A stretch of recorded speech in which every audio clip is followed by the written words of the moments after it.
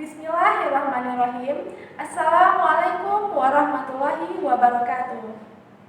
Alhamdulillah, puji syukur marilah kita ucapkan kepada Rabb Azza wa Jalla yang maha pengasih tak pilih kasih, penyayang tak pandang sayang. Masya Allah. Selanjutnya, salawat berserta salam tak lupa pula kita kirimkan kepada arwah junjungan kita, yaitunya Nabi Muhammad SAW, dengan mengucapkan Allahumma sholli ala Muhammad wa ala ali Muhammad. Baiklah anak-anak Ustazah, sebelum kita masuk ke pembelajaran, Ustazah akan menyampaikan sebuah hadis, yaitunya tentang kebersihan. At-tuhuru syatrul iman, yang artinya kebersihan itu sebagian dari iman. Hadis riwayat Muslim. Nah, Ustazah mau nanya, siapa yang tadi pagi sudah mandi? Nah, baik. Nah, apabila kita sudah mandi, berarti kita sudah membersihkan diri kita, membersihkan tubuh kita dari kuman. Kemudian, apabila kita sudah mandi, otomatis tubuh kita akan segar, akan rileks, dan insya Allah pelajaran pun akan semakin mudah kita terima apabila kita sudah dalam keadaan bersih. Nah, jadi kepada anak-anak Ustazah di rumah yang masih suka membuang sampah sembarangan misalnya, mulai hari ini tolong kebiasaan itu di stop. Nah, buanglah sampah pada tempatnya. Jangan dibuang sembarangan, karena sampah yang bertumpuk sembarangan atau dibuang di sembarang tempat itu akan menjadi sumber penyakit. Nah, karena antara kebersihan dan kesehatan mereka mempunyai korelasi atau hubungan. Nah, siapa yang suka menjaga kebersihan, maka berarti dia sudah menjaga kebersihan. Kemudian dia juga akan terhindar dari berbagai macam penyakit. Baik anak-anak Ustazah, sekarang kita masuk ke pembelajaran dengan membacakan doa. Berdoa mulai. Berdoa selesai. Nah, baiklah anak-anak Ustazah, sekarang kita akan masuk pembelajaran, yaitu tentang penyampaian teks deskripsi secara lisan. Nah, bagaimana cara penyampaian teks deskripsi secara lisan? Yang pertama, anak-anak Ustazah harus memahami dulu objek apa yang akan dideskripsikan. Contohnya, ada yang ingin mendeskripsikan sosok ibunya, ada juga yang ingin mendeskripsikan bagaimana hewan peliharaannya di rumah, atau ada yang ingin mendeskripsikan dirinya sendiri, itu juga boleh. Nah, cara yang kedua adalah hindari penggunaan kata atau kalimat yang kasar saat penyampaian teks deskripsi. Seperti kata-kata kasar itu adalah kata yang bisa menyinggung perasaan orang lain.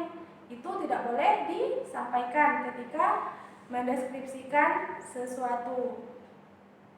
Yang ketiga, hindari kata atau kalimat yang bersifat subjektif, menyerang atau menghujat pribadi seseorang, atau menjatuhkan orang lain. Nah, itu sangat dilarang. Jadi, sebaiknya jika ada kata-kata yang bisa menyinggung atau menjatuhkan seseorang, sebaiknya itu dihindari.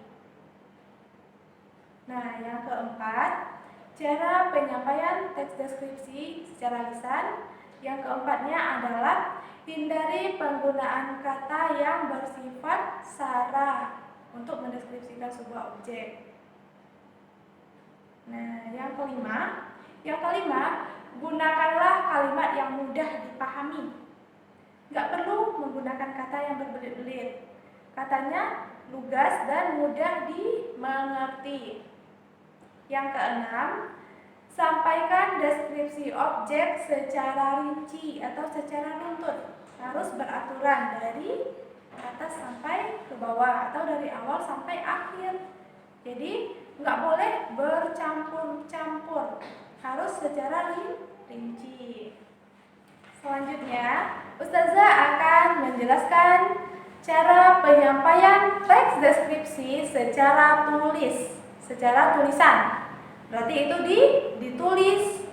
Nah, cara yang pertama, pahami objek yang akan dideskripsikan. Nah, ini sama ya anak-anak ustazah dengan yang secara lisan. Nah, yang pertama secara tulis atau tulisan juga harus dipahami terlebih dahulu objek apa yang akan dideskripsikan. Yang kedua, catat atau kumpulkan informasi penting dari objek tersebut. Nah, kita kumpulkan dulu semua informasi pentingnya. Yang ketiga, informasi yang dikumpulkan harus mengandung karakteristik dari objek yang dideskripsi.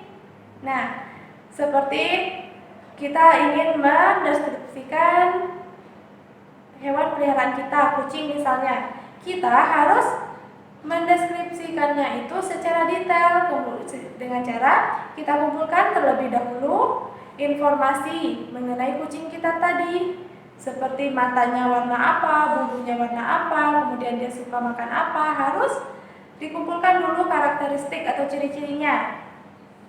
Kemudian yang keempat, tulislah kembali objek berdasarkan informasi yang antuna peroleh. Nah, kita tulis kembali informasi yang kita dapat. Kemudian yang kelima, gunakan kalimat yang mudah dipahami. Nah, jadi semuanya di teks deskripsi, baik secara lisan maupun tulisan, kata-kata atau kalimatnya harus yang mudah dipahami. Yang keenam, atau yang terakhir, perhatikan penggunaan ejaan bahasa Indonesia atau EBI dan kosakata yang baku. Baiklah anak-anak ustazah, tadi ustazah telah menjelaskan mengenai cara penyampaian teks deskripsi baik secara lisan maupun tulisan.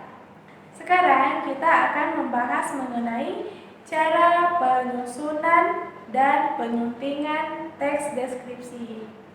Nah, jadi pada teks deskripsi kita harus menyusun terlebih dahulu dan juga nanti akan disunting, baru kita aplikasikan tulisan kita tersebut.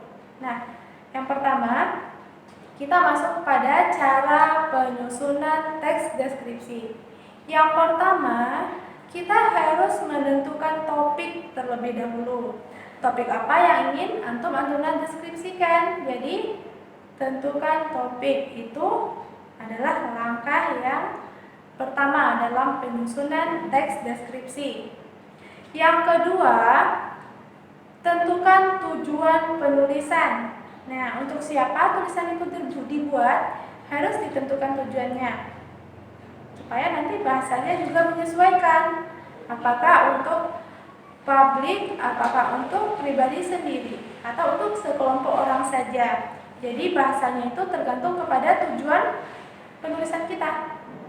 Nah, yang ketiga, mengumpulkan informasi atau bahan. Nah, antum dan anda harus mengumpulkan dulu informasi dari topik yang akan dideskripsikan. Nah, bahan apa saja yang harus kita sampaikan, informasi apa yang harus kita tulis, harus kita kumpulkan semuanya terlebih dahulu.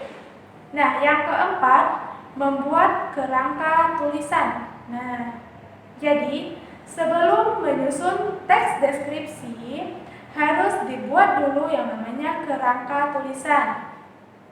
Seperti yang pertama, orientasi, yang kedua, deskripsi, yang terakhir adalah penutupnya atau bagian akhirnya apa pada struktur teks deskripsi. Ayo, siapa yang masih ingat?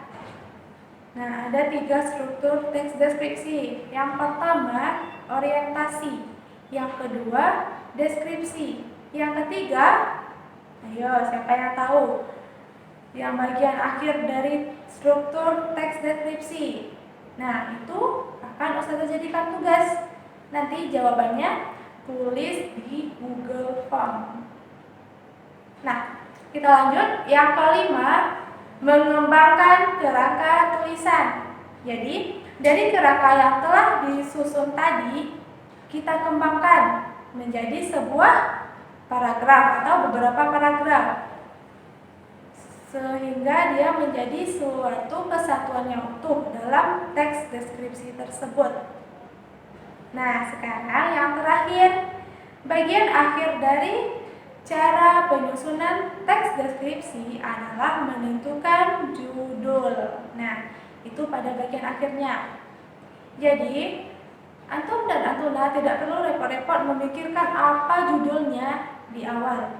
Nah, nanti judulnya bisa antum-antuna tentukan di akhir, setelah teksnya tersusun dengan rapi. Baru kita nanti terakhir menentukan judul. Paham anak-anak Ustazah? Nah, berikutnya Ustazah akan menjelaskan mengenai cara penyuntingan teks deskripsi. Nah, yang pertama, antum dan antuna harus menyiapkan naskah siap cetak atau siap terbit dengan memperhatikan segi sistematika penyajian, mulai dari isi dan bahasa. Jadi harus disiapkan terlebih dahulu. Nah, itu menyangkut pada ejaan, diksi, dan struktur kalimatnya.